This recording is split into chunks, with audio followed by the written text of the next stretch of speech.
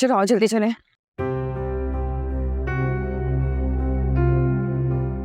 अरे टैक्सी कहाँ गई?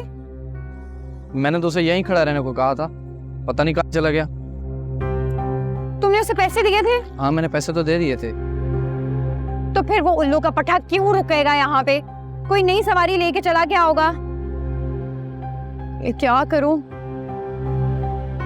हाँ तो दो तक कोई टैक्सी नहीं मिलेगी, कोई सवारी भी नजर नहीं आ रही है। कहाँ फंस गए? चलो फिर अब पैदल चलते हैं, शायद कोई सवारी मिल ही जाए। वैसे हम वहां से भागे क्यों गए? हमने कौन सी चोरी की? वो उस औरत ने मुझे देख लिया था और मैं अभी अपनी पहचान उस पर जाहिर नहीं करना चाहती। शुक्र है कि मैं वहां से जल्दी निकल आई। अब हम ना उस तरफ चलते हैं, वहाँ टैक्सी ज़रूर मिल जाएगी। टैक्सी ना भी हुई तो सवारी तो मिल ही जाएगी, उसी से लिफ्ट ले लेंगे।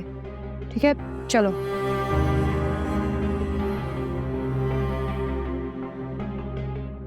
यार कोई टैक्सी नहीं आ रही, लगता है पैदल ही जाना पड़ेगा।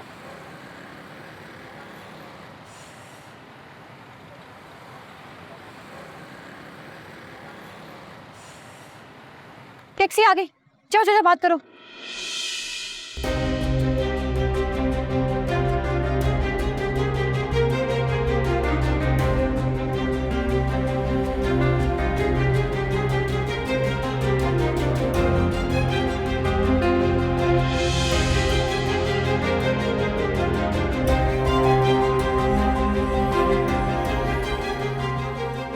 नहीं नहीं, मैं इस टैक्सी पे नहीं जाऊंगी। मुझे नहीं, टैक्सी वाला सही नहीं लग रहा। क्या हो गया यार, बड़ी मुश्किल से ये टैक्सी मिली है, इसके बाद पता है मिले ना मिले। चलो बैठो यहाँ, चलो। लेकिन चलो चलो बैठो बैठो।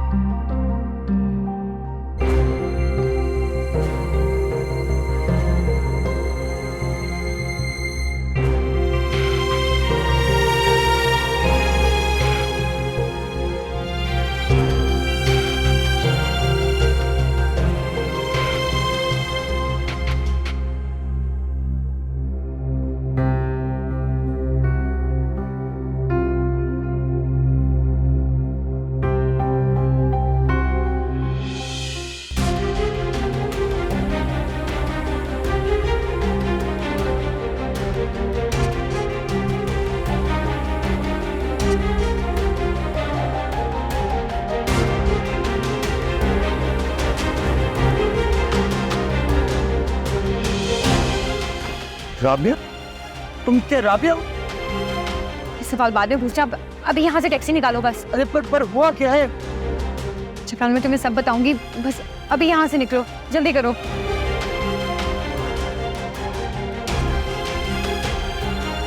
मुझे तो अपनी आंखों पे यकीन नहीं आ रहा कि तुम मेरे सामने बैठी हो। और ये क्या तुमने अपना हुलिया बनाया हुआ है? तुमने कपड़े कैसे पहन रखे हैं? तुम तो बिल्कुल बदल गई हो, कोई तुम्हें कैसे पहचान सकता है? अभी मैं तुम्हारे हवाले से कभी ना उम्मीद नहीं हुआ था। मुझे पूरी उम्मीद थी कि तुम एक ना एक दिन मुझे जरूर मिलोगे, और देखो तुम मुझे आज मिल गई। ये टैक्सी में तुम्हारे से लड़का कौन था? देखो जिब्रान, मैं अभी तुम्हें कुछ भी बताने की हालत में नहीं हूँ। बस अभी फिलहाल मुझे किसी ऐसी जगह ले जाओ जहाँ पे मैं रात हिफाजत से गुजार सकूं। तुम्हारे जाने के बाद मुझे अपने बिछड़े हुए माँ बाप मिल गए थे। मैंने तुम्हारा बहुत इंतजार किया हमारे घर पे, लेकिन तुम नहीं आई। मैं अब उनके घर में शिफ्ट हो गया हूँ, वहाँ सिर्फ मेरे अब्बू रहते हैं। मैं तुम्हें वहाँ ले चलता हूँ। लेकिन तुम्हारे अब्बू वो कुछ ना कहें। नहीं, मैं उनको तुम्हारे बारे में सब कुछ बता चुका हूँ।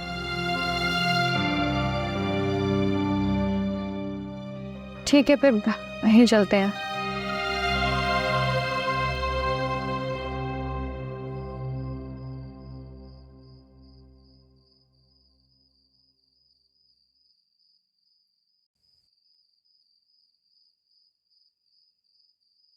ये मेरा घर है।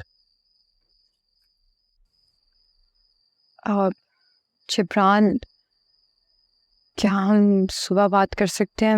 मैं बहुत थकी हुई हूँ। ठीक, अब तुम्हें किसी चीज़ की ज़रूरत तो नहीं है? नहीं, बस मैं सोना चाहती हूँ। ठीक है, तुम सो जाओ, मैं सुबह तुमसे बात कर लेता हूँ। वो सामने मेरा कमरा है, तुम वहाँ सो जाओ, मैं अम्बू के साथ सो जाऊँ।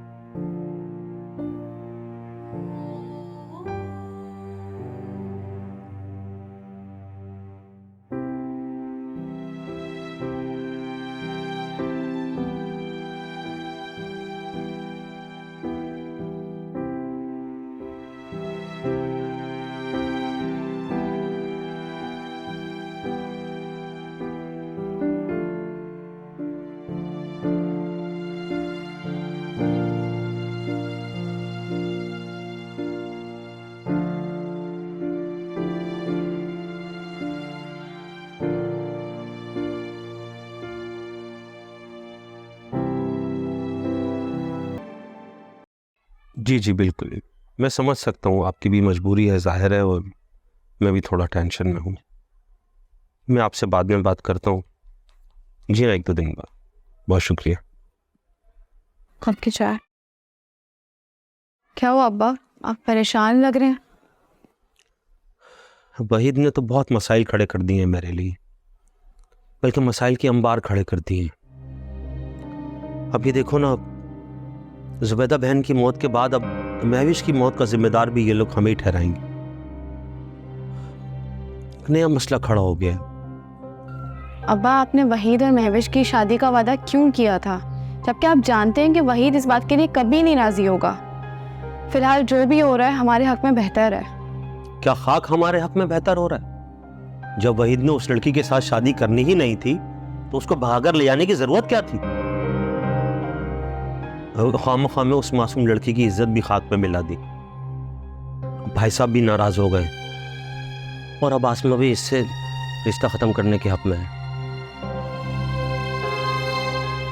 अब्बा, जो हो गया उस पर बात करके आपस में उलझने से बेहतर है आगे ये मामला को सुलझाए ना।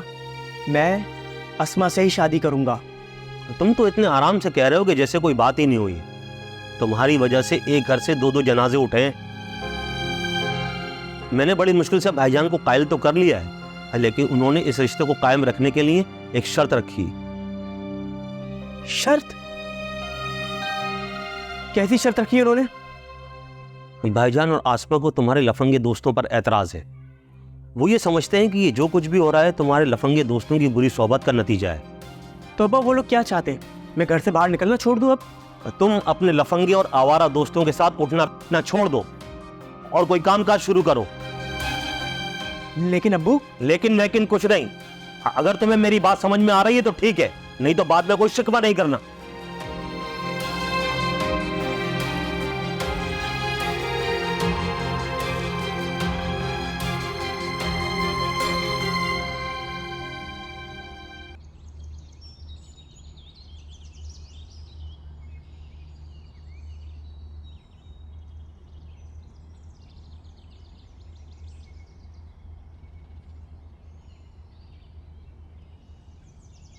राबिया,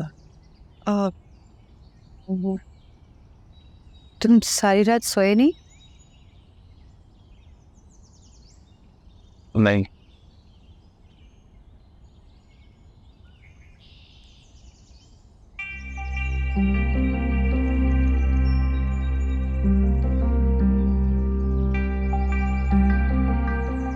मैं रात में तुम्हारे सवालों का सही से जवाब नहीं दे सकी थी, बहुत घबराई हुई थी। जिन लोगों के साथ मैं रहती हूँ मैं उनको बताए बगैर यहाँ आई थी, मगर अब हम यहाँ तसल्ली से बात कर सकते हैं, दूसरे की कहानी सुन सकते हैं। मेरी कहानी ज़्यादा लंबी नहीं है। बचपन में जिन माँ बाप से मैं बिछड़ गया था, इत्तेफाक से ज़िंदगी ने मुझे उनसे फिर से मिला दिए। ये उन्हीं का घर है। अबू बाहर गए हैं काम से, बस थोड़ी देर में आते ही होंगे। मैंने उन्हें बताया तुम्हारे बारे में, बहुत खुश हुए थे। मेरा एक बड़ा भाई है जो कि अपने ससुराल में रहता। मेरी माँ को कुछ दिन पहले हार्ट अटैक हुआ और वो अब इस दुनिया में नहीं है। मेरी बहन ने बस किसी वजह से खुदकुशी कर ली। अब इस घर में सिर्फ मैं और अबू ही रहते हैं। हमारी माँ और बहन का सुन के मुझे बहुत दुख हो रहा है, लेकिन खुशी इस बात की है कि तुम्हें तुम्हारे वालिद मिल गए। तुम हमेशा अपनी महरूमियों का जिक्र किया करते थे ना, आज तुम्हारी वो भी महरूमी दूर हो गई। उस दिन सेठ दाऊद ने मुझे शेरू से दोबारा अफवाह करवा लिया। उन्होंने मुझे दूर किसी फ्लैट में रखा हुआ था। शेरू की तो पहले दिन से ही मुझ पर बुरी नज़र थी, लेकिन वो कभी कुछ करने से कामयाब नहीं हुआ। मगर इस बार उसने मुझे बेहोश कर दिया और मैं उसको रोक ही ना सकी। आखिरकार उसने मुझे अपने हवस का शिकार बना ही लिया, और जो रही से ही कसर थी वो सेठ दाऊद ने पूरी कर दी। सेठ दाऊद तो मुझसे शादी करना चाहता था, लेकिन जब मैंने उसे बताया कि मैं हामला हूं तो उसको मुझ पे रहम आ गया। उसने मुझसे वादा किया कि वो शेरू को कह के मुझे घर पहुंचा देगा। वो मुझे इस शर्त पर छोड़ने के लिए तैयार था कि अगर मैं कहीं बाहर गई तो मैं कभी किसी को इस चीज़ के बारे में नहीं बताऊंगी, ना कभी पुलिस से इस बात का जिक्र करूंगी। और मैं ये सब मानने के लिए तैयार थी, अपने लिए नहीं, मेरे होने वाले बच्चे के लिए। तो फिर मुकद्दर कैसे पलट गया? एक रोज शेरू आया और उससे मुझे पता चला कि उसने सेठ दाऊद को कत्ल कर दिया है। जब मैंने पूछा तो उसने बताया कि सेठ दाऊद का उस लड़की के साथ चक्कर था जिससे वो शादी करना चाहता था। एक रात जब वो दोनों साथ थे तो शेरू ने वहां जाके सेठ दाऊद और उस लड़की को कत्ल कर दिया। तो फिर उसने तुम्हें आज़ाद क्यों नहीं किया? कि वो सेठ दाऊद और उस लड़की का बदला मुझसे ले रहा था। उसने मुझे दूर किसी फ्लैट में छुपा कर रखा हुआ था, तो वहाँ सिर्फ शेरू ही नहीं बल्कि अपने दोस्तों को भी लेके आता था। उन्होंने मुझे बीमार जाहिर किया और दुबई ले गए, और वहाँ जाकर पता चला कि सब एक माफिया, एक गैंग है जो दूसरे मुल्कों से मासूम लड़कियों, पेशावर लड़कियों को लेकर आते हैं और यहाँ उनसे जिस्म फरोशी का काम करवाते हैं। मैं भी उनके इस चुंगल में फंस गई। इसके बाद उन्होंने मुझे दूसरे कई मुल्कों में इस काम के सिलसिले में भेजा, और तब से मैं उनके साथ ही रह रही हूँ। मैंने तुमसे कोई भी बात छुपाने की कोशिश नहीं की। तुमने वाकई कुछ नहीं छुपाया मुझसे। क्या मतलब? क्या तुम पहले से कुछ जानते हो इस बारे में? हाँ, जब शेरू को सेठ दाऊद की कत्ल के केस में गिरफ्तार किया गया तो उसने तुम्हारे बारे में भी बयान दिया था। उसने बता दिया था कि दुबई में तुम्हें किसी पार्टी को फरोख्त कर दिया था और तुम इस नाजायज काम में हो। मेरे पास वसाइल नहीं थे दुबई आने के, और अगर मैं उस अजनबी मुल्क में आता भी तो मैं तुम्हें कैसे तलाश करता हूँ? ना मैं किसी को जानता हूँ वहाँ पे, ना। लेकिन मैंने कभी उम्मीद नहीं छोड़ी। मुझे यकीन था कि एक न एक दिन हमारी मुलाकात से होगी। तुम्हारी पहले वाली राबिया नहीं हो जिब्रान। मैंने रात अचानक तुमसे मिलने का फैसला किया। मैं तो तुम्हारी टैक्सी में बैठना भी नहीं चाहती थी, क्योंकि जब मैंने तुम्हें देखा तो मैं पहचान गई थी तुम्हें, और मैं नहीं चाहती थी कि तुम मुझे पहचानो। जब मैं उस फ्लैट के बाहर पहुंची तो मुझे एहसास हुआ कि मुझे तुमसे मिलना चाहिए, ताकि मुझे पता चले कि तुमने उसकी शादी किया या नहीं की, और अगर नहीं की तो मैं तुम्हें समझा सकूं कि अपनी ज़िंदगी को नए सिरे से शुरू कर लो। भूल जाओ वो। तुमने ऐसा क्यों सोचा मेरे बारे में? कि हम ज़िंदगी में कभी एक नहीं हो सकते जिब्रान। हमारी राबिया तो उसी वक्त मर गई थी जब शेरू ने मुझ पर जिनसी हमला किया।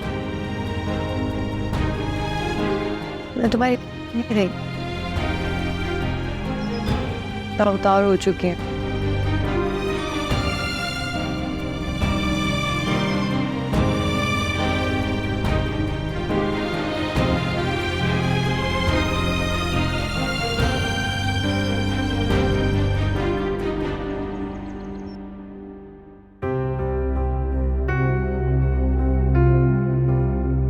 मैंने तुम्हें पहचाना नहीं? मैं तो खुद यहाँ पहली मर्तबा आई हूँ ये बताने के लिए कि राबी क्या लगती है तुम्हारी। तुम कैसे जानती हो राबी को? मैं तो उस वक्त से जानती हूँ जब उसकी शादी भी नहीं हुई थी, और मुख्तलिफ सड़कों पे वो भीख मांगा करती थी। हाँ हाँ, ये तो सच है। राबी मेरी बेटी है। तो आजकल कहाँ है आपकी बेटी?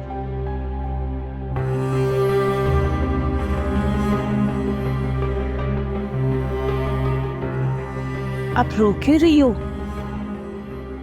मैंने तो कई महीनों से उसे नहीं देखा। तो फिर हर हफ्ते आपके घर में पैसे कौन रख के जाया करता था?